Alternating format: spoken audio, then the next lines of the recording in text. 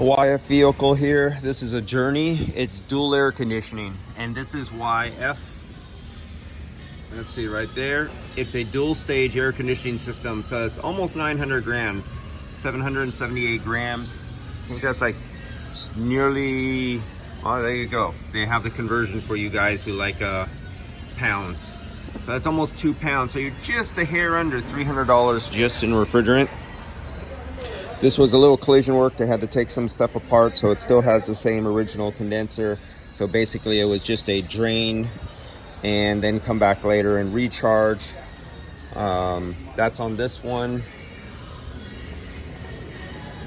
And I think we have, that's going to be coming up. It's not ready yet because we were waiting for a condenser on that one. This one I have on the vacuum pump right now. And then I have a Prius, and they're all YF vehicles. This one is 510 grams. And this is ready. This is YF vehicle. What else? That's not ready yet. And I think I got one more hanging around here. Where are we at? Oh, not ready yet. They haven't changed the condenser. They got to change. This was one of the, is this the Honda? No, this was a Ford. Yeah, not ready yet. So I predict in my local area here in San Francisco, California, within 2 years from now, 90% of all the vehicles I do will all be YF refrigerant. R134 is going to be going out and nearly extinct because I do a lot of brand new vehicles and vehicles that don't total out in body shops. And majority of my mechanical shops work on somewhat newer cars. They're higher end Generals, and they still have some old YF, but they're just starting, or 134, but they're just starting to see YF. So for me, the majority of my work right now is YF, but I'm predicting within 2 years, it'll probably be about 80% YF, and probably within 5 years, 90+% of all my work will just be YF refrigerant in my local area. I know some of you guys are still in places where people really hang on to their old cars longer, and but I'm in a particular niche market where I'm at the cutting edge of the newest cars. So a lot of the cars that I see for air conditioning are a month old, 3 months old, 5 months old, just been in an accident. They just purchased the vehicle brand new from a dealership, and I get to work on the newest vehicles.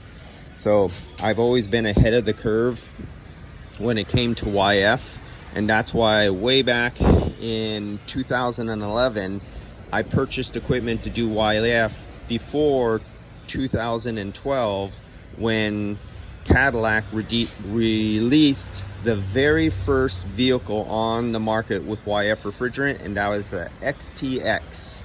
And when the dealership needed to recharge a Cadillac XTX that came back from a collision damage, they had no one there to certify it on their equipment. It wasn't ready and set up to do. And actually our local Cadillac dealership called me because they got my name somehow through a body shop, that I had all the equipment to do YF vehicles before the dealerships did. And that's how I got my name known for YF. And from there, back from 2012, my name was spread around shops for being the only guy mobile who did YF refrigerant. And it's kind of like being Apple when they were in their infancy. What did Apple do better than Microsoft did?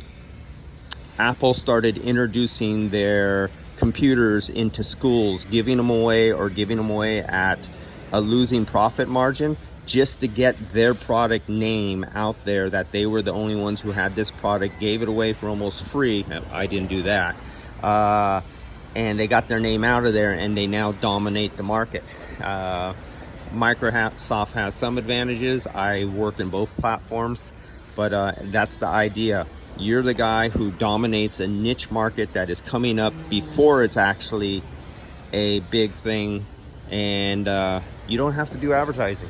Your customers will do it for you.